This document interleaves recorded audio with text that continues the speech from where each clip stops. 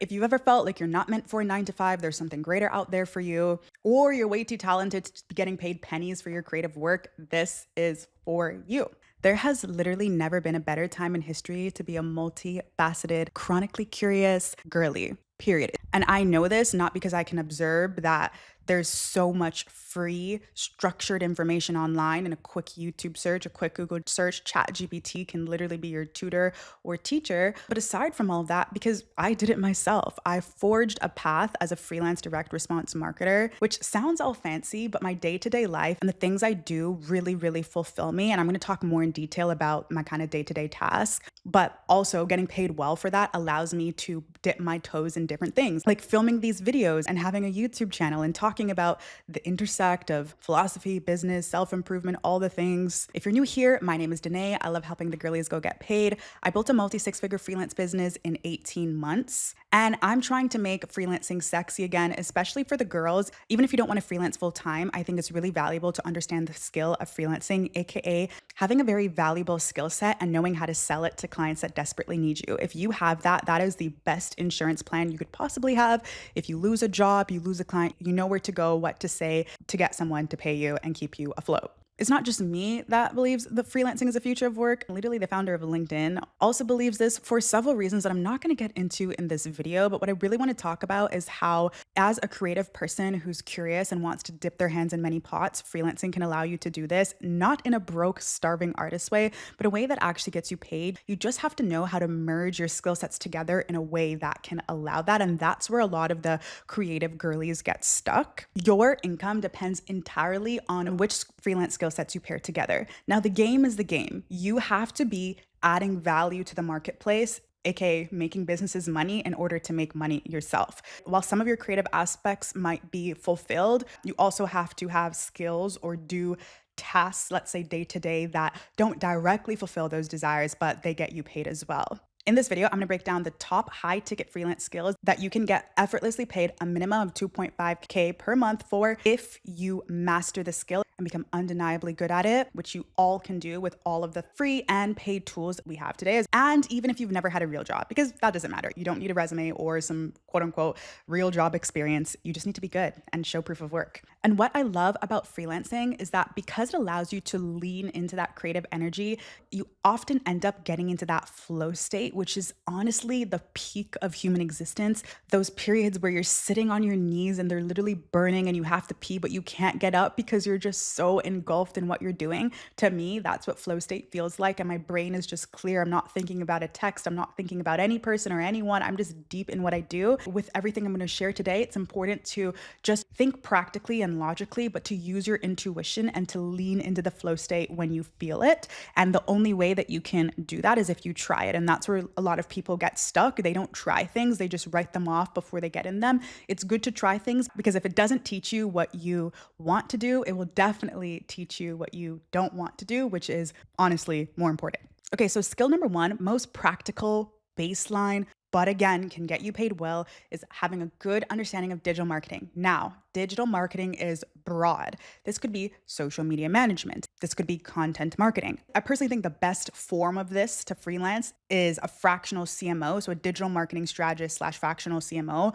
All that is a fancy term for saying you become a partner to a business and help them in their overall strategy. And this is part of what I do. So the first two skills are going to be both of what I do. You become the brain behind the brand strategy alongside working with the founder or the other people that are actually making moves. So a lot of time founders are very passionate about the problem they're solving with the product they come up with, but they might not understand the digital landscape or how it would be best perceived in the market to make the most amount of sales and get it into the hands of the right people. If you're chronically online or very creative and understand how to verbalize these types of things and put something out there, but maybe you don't have the practical skill sets, because I would say that's me. I can think of the big picture and create a plan to get there, but I'm not really a fan of executing it. So this sort of fractional CMO role is really, really good because that's what you do. Now, I didn't just jump into this sort of work. I'm the fractional CMO for 2 7-figure brands at the moment. And what got me to this specific point is I directly started with learning copywriting. And while I learned copywriting and I started to do copywriting for e-commerce brands, and I also worked in agencies where I would do copywriting and do some other little ad hoc stuff, conversion optimization, just a bunch of like fancy marketing stuff. I would learn those and I would do that inside agencies, and I would begin to understand how that copywriting was then affecting the bigger picture. And I became curious and I used the tools we had to learn more. And then I just started to think of more ideas. I became very obsessed with e-commerce.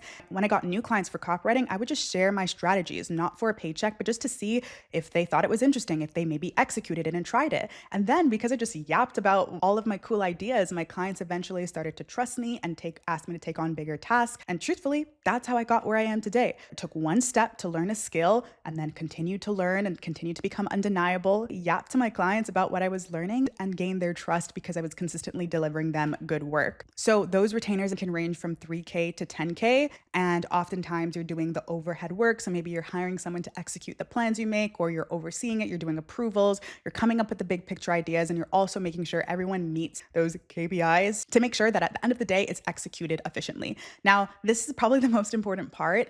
All of these things that I'm sharing make money because at the end of the day, they are moving things around in the market, aka making the business money. And your creative ideas have to have a clear ROI. So that's why understanding the mechanism of digital marketing and what gets people to buy in whatever context makes sense for you is really, really important. So it's not just about the creative idea, but it's about understanding how you can pair creative ideas with methods that we know work to get an ROI for the business. If you do not have that second part, businesses will not pay you, or when they do pay you, they will not be happy. Therefore, you will not sustain clients. The reason that it works for me and has worked for me is because I deeply understand the consumer buyer psychology, and I understand that by learning through the tools we have and learning by doing. Okay, skill number 2 is performance creative. Now, this is more specific and it probably could be paired under digital marketing, but this is the second service that I offer that clients pay me for. So in the description, I have a 60-minute bingeable course where I break down how you can practically take creative skills and pair them with a skill that you know will make a business money, and then go out with the confidence to offer that. And then I'll also link a 3-hour course that I have on creative strategy, literally what I'm just about to explain to you, that is completely designed for beginners. So what a creative strategist does is make paid ads for brands. I specifically work with e-commerce brands, and what this entails is coming up with a concept based on consumer psychology and data, and then overseeing the execution. So sometimes you would have to get a creator to film it, or a customer to film it, or a designer, if it's just a static image, to design that concept, whatever it is, whether it's a video or a static image ad. What are you going to say on the ad? Why are you saying that?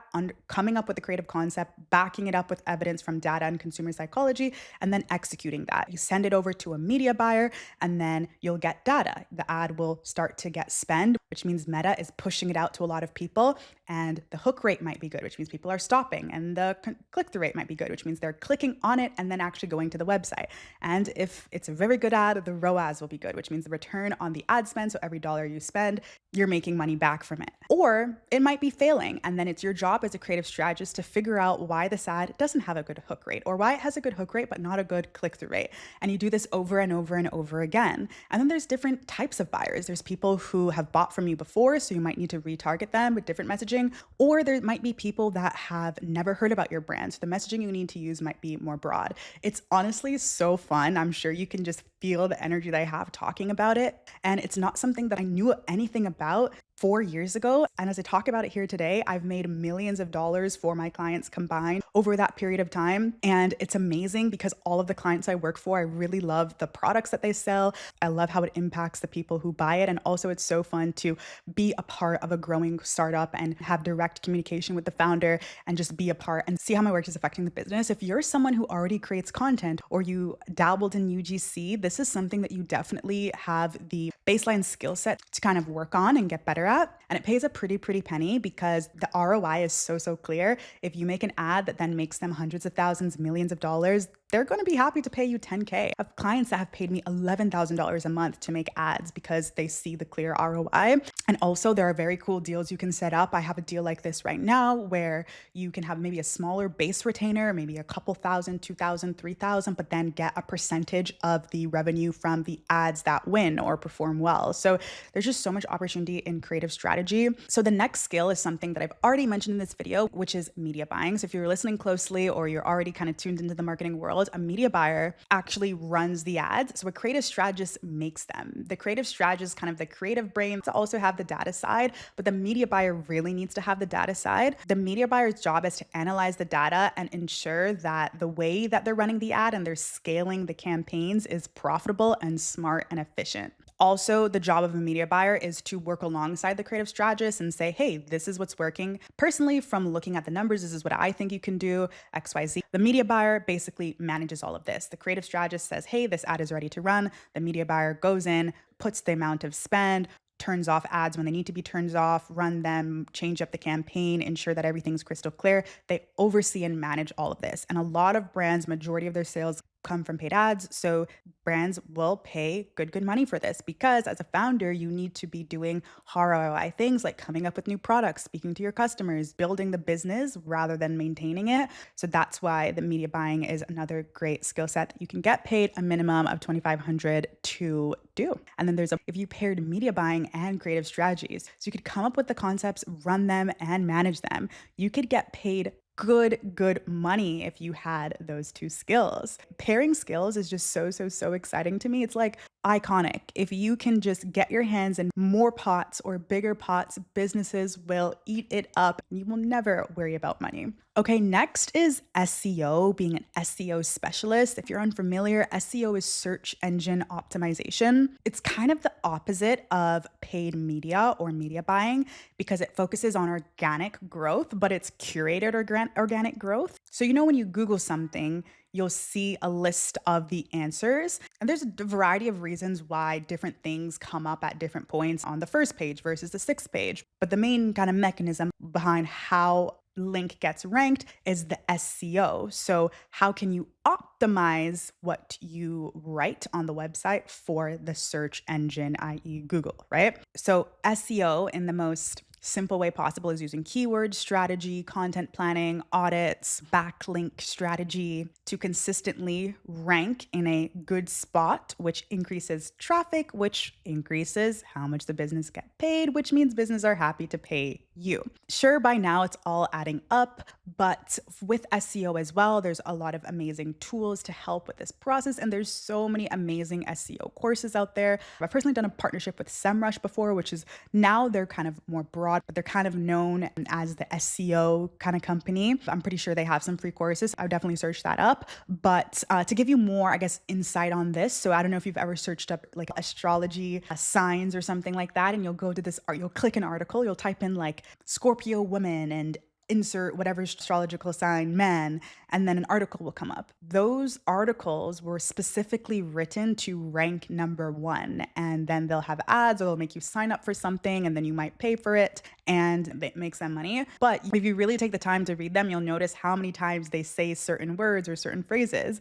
It's specifically written away not to give you value and is probably just all BS and some random person who doesn't know much about astrology, but it's more so written in a way to rank at the top because they know a lot of people are searching it up. I brought it up because it's just a good example. Even before as a marketer, I wasn't really buying all the astrology stuff, but especially after becoming a marketer and knowing how these articles are written and what people are saying and how they're saying it and why they're saying it, it makes it even more difficult to not see it for a joke. Okay, the next skill is for my finance girlies. If you're a consultant right now, you work in finance right now, maybe accounting, anything like that, there are loads of especially e-commerce businesses that have so much tracking to do. Forecasting, budgeting for products, budgeting for the employees or freelancers they're working with, all the things, especially imagine with like a 7-figure business. And a lot of times these founders are using apps or tools, which can be cool, but having a person managing it and also giving them insight on how they should run things is a no-brainer, juicy retainer to pay for, especially if you're coming from a good background and knowledge. And if that is paired with just an understanding of marketing, so you can help them be financially smart, but you have that baseline understanding of making decisions. As an example, like a 70-year-old accountant might struggle with understanding why you need a $30,000 mascot for your TikTok. But if you have a deep understanding of marketing and you know what their goals are and you know how it might affect it, it'd be easier to have those type of conversations and help them make choices that are smart financially, but are up to date with what, they need to do as a business in 2025. So I just think that's a no-brainer. And I think a lot of people think the only way to kind of get into that sort of position is to work a 9 to 5, but you don't need a middleman. There's loads of businesses out there just running things on their own, and you'd be surprised at the people that desperately need your services. Okay, last but definitely not least is AI/machine learning prompt engineering. This is just a really fancy way of saying knowing how to communicate with AI. Period. Most people really struggle with communicating. And likely, if you're still here, I'm just going to take a big guess and say that you are a smart, articulate woman who knows how to communicate well, or who has thoughts, or who is at least trying to get better at that. And most people are terrible at communicating and terrible at breaking things down in a clear way. That's really all what prompt engineering is. I create GPTs for my clients, which is a little bit different from this, but all creating a GPT is knowing how to set clear instructions for a specific outcome. That's essentially what prompt engineering is. But coming from the perspective of marketing, let's say you're really into fashion and you work in the fashion industry, or you want to work in the fashion industry, and you start working with a business and you realize there's a bottleneck when it comes to sending designs to manufacturers and ensuring that all of the measurements are correct. You could spend time creating a GPT or a very niche specific prompt that ensures that your clients can use when they're ready to create the final, I don't know the terminology in the fashion, but to create the final draft so this bottleneck doesn't happen anymore. Imagine if that's the bottleneck that's stopping them from executing fast and making them a lot of money, they'd be happy to continue paying you, plus paired with whatever other skills you have, right? That was just an example off the top of my head, but there's so many ways you can go about this. As I said, I see problems with my clients, and then I'll just make some sort of AI tool for them that makes the process easier, that they'll use even when I'm not there, which to them is valuable. And the thing is, people think, oh, if you do that, they're not going to want to work with you. AI is just a tool, but your brain and your creativity is what makes it work and is also what makes your clients money. So they'll just get the best of both worlds, which honestly just makes you an even better investment for them. But especially if you have a computer science or a dev or data background, it's even easier. I have none of those skills, but because of the access we have to all the free tools today, all the language models, I'm able to do it. But if you already have that background, you should be making 6 figures, period. So yeah, you definitely do not need to learn every skill on the list. In fact, you just need to focus in on one or two of them. As I said, I have the course in the description, which help you kind of conceptualize how to make an offer and what skills you can pull based on your unique advantages. And then once you decide that, master them, and that's what gives you leverage and allows you to live the life that you dream of. It seems like it's far away right now, but I promise you, it's just consistent daily actions becoming undeniable, and just becoming someone who's obsessed with learning, becoming someone who's teachable and interested, and leaning into that curiosity you have in a way that's limitless, in a way that's abundant. When you solve real problems and you make your clients more money, it makes you impossible to replace and helps you go get paid. Bye.